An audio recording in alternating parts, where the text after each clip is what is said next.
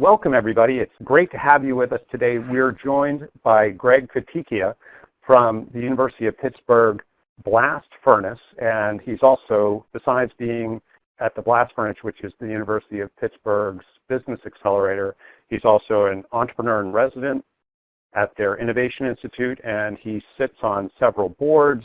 He's a serial entrepreneur himself, and we could spend probably the next couple of hours talking about his business background, and really delightful gentleman. And Greg, it's just great to have you with us today. Bill, thank you very much, and I appreciate the kind introduction. That's very nice of you.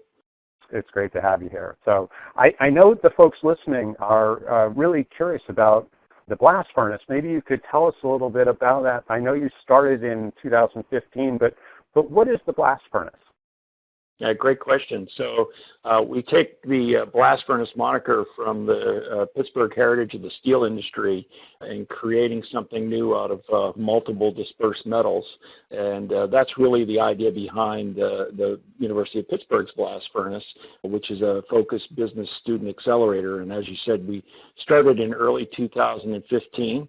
And we really focus on giving students a rich curriculum focused on the lean launchpad methodology that was created by Steve Blank and Eric Reese.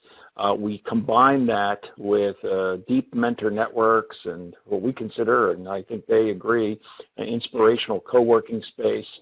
And the whole goal is to, in 8 weeks, prepare them to create and grow their business. We're a little different than most traditional, external or outside of a university economic development or, for-profit accelerators. We really focus on product market fit. Most of these are very early stage ideas. But so far we've already been through 3 cohorts in just a short amount of time of our existence. We've had close to 150 students and 40 teams participate in the Blast Furnace. And about a third of those have gone on to get funded through other accelerators or incorporate and start their businesses. So we're very proud of our record in a short amount of time. How does the Blast Furnace fit within the overall architecture of the Innovation Institute and sort of the entrepreneurship programming at the University of Pittsburgh? Yeah, great questions, and thanks for asking, because it can be confusing, just like any other large organization, about where all these things fit. And Pitt is a large organization with about 27,000 students and 10,000 folks who work there. So we're a big animal. The Innovation Institute was launched by the Office of the Provost of the university in 2013 to be the hub for all activities that promote and foster innovation and entrepreneurship on campus, and extending that out to the Western Pennsylvania region. We provide education, collaboration, communication, assist in economic development, and our programs are meant for faculty, students, and staff. And in creating that centralized hub, we have a one-stop shop open for business place on campus that people know they can go get resources and get access to individuals so that they can plug into what is happening in the business of commercialization. The Blast Furnace is one of those programs. We have many, many successful programs for staff, faculty, and students. We have a Pitt Ventures Gear program. We have a contest once a year called Randall Family Big Idea Competition. The university just recently issued the significant impact that the Innovation Institute has made. And it's been incredible, the growth in terms of number of startups, from a handful to over 13 this last year that we spun out of the university, a rate of better than 1 per month, licensing and patents at record highs. So the idea of creating this centralized hub for all these different activities has really been terrific, and Blast Furnace is proud to be a part of that.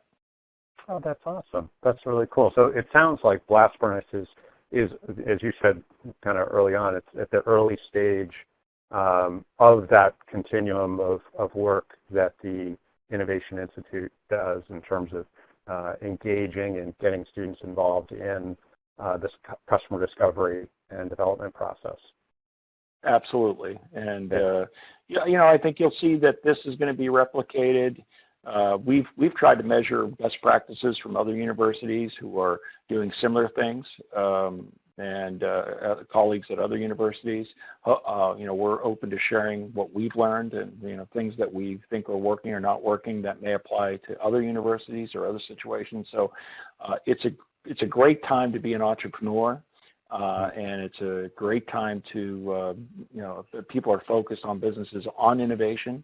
And so we play an important role in that as a major research university. Absolutely. Well, you got to get all that IP out into the market now, right? That's you got it. You got it. Yeah. So you've been using Score My Pitch for over a year now, which we really appreciate. And I guess the question I have is, what was the issue or challenge that you were looking to solve when you originally adopted Score My Pitch? Yeah, great question as well. And let me just say that we're delighted with Score My Pitch, and it's really helped us reach our goals. But going back to your specific question, what was the problem? The problem is that the way we were doing it, and I think the way that most people do today, is extremely manual and time-consuming, error-prone. And one of the aspects that I love about Score My Pitch is it not only does it remove all those issues, but it also gives feedback to the participants. Typically what would happen before Score My Pitch, and we use Score My Pitch on a demo day at the end of every every cohort of Blast Furnace, because we do a demo day at the end of it, and it is a competitive demo day, a little bit different than some other accelerators. But for our other programs like Randall Family Big Idea and other programs at our business school at Pitt, Enactus, which is a student club that's focused on startups and entrepreneurship, all use Score My Pitch now in this last year. And I think people realize that handing out pieces of paper and having people score them and trying to fill that out and assemble that together and have a discussion and trying to give feedback just doesn't work. And it's a process that lends itself to automation. And it can be automated. It can very quickly give you insights as a team of judges, and it can give great feedback to the participants. So for us, that was the major couple problems that we were focused on when we started to look around for a solution. That's fantastic. And it sounds like the results, it's essentially accomplished what you were hoping. I don't want to put words in your mouth, but is that? No. You can absolutely say that. I mean, we're very happy with it. It's provided the benefits we expected it to provide. And, one of the challenges that we have is we are not just all self-contained people within the university. We bring judges in from all over the Western Pennsylvania region, and so they have to quickly assimilate to this new technology. Pencil and paper, you would think, would be easier for someone to sit down and say they know how to use a pencil and paper. Right. But very quickly we're able to get people up to speed and how to use it, and we bring people in, and there's not a lot of training that has to be done, and they come in, they use the product. I think they're also surprised how quickly and efficiently they can get the results at the end of a judging contest. I think we're all familiar with at the end of a judging contest, it seems like the judges go away forever, and they're huddling somewhere. But one of the great benefits of Score My Pitch is you instantaneously know the rankings by all the judges, where they were, what they scored, very, very quickly. And then if there's any feedback or even if they want to make changes to what those results were, there's a healthy discussion about that versus, no, I like this one, you like that one, or whatever it is. It makes it a more objective process, all those things. So it's worked very well for us. Oh, this has been fantastic, Greg. I guess, my final question would be, you're looking ahead to your next cohort, your fall 2016 Blast Furnace cohort. What are, as you look at the evolutions you're making in your program, are there, one or two big things you're looking to put in place for this next cohort that maybe haven't been as available with with your past cohorts? Thank you for asking. I think one of the things that we want to accomplish is getting the students out to see other types of real-life pitches by entrepreneurs. So we have a lot of great organizations here in Pittsburgh that are supported by high net worth individuals and angel groups where the students could actually see real investors asking questions and real entrepreneurs doing their pitches, right? And hopefully the cohorts that go through this are going to be those same quote unquote real people at the end of our program. So they're not that far behind. So we've raised funds for our program, been supported by many Pitt alumni and elsewhere that are going to allow us to take the student teams that are involved in the Blast Furnace and participate in those and see those in action. That's a great learning experience. When you're 19, 20, 21 years old and you're figuring out that, maybe you want to start a business, be an entrepreneur and learning what that all is. And then seeing somebody else go through it and putting that in context. It's a great learning experience whether or not you actually go off and start that business or not.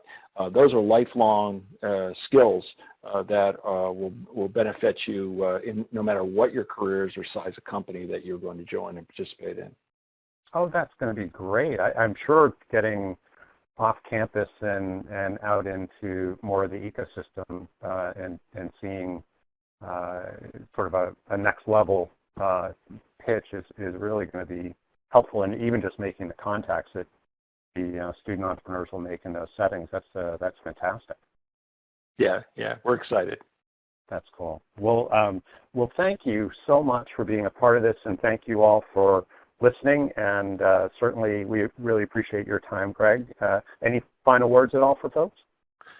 No, I thank you for allowing us to participate on this. If you have a program like ours that involves judging, scoring, you want to make sure that you give feedback to participants so they can grow and learn.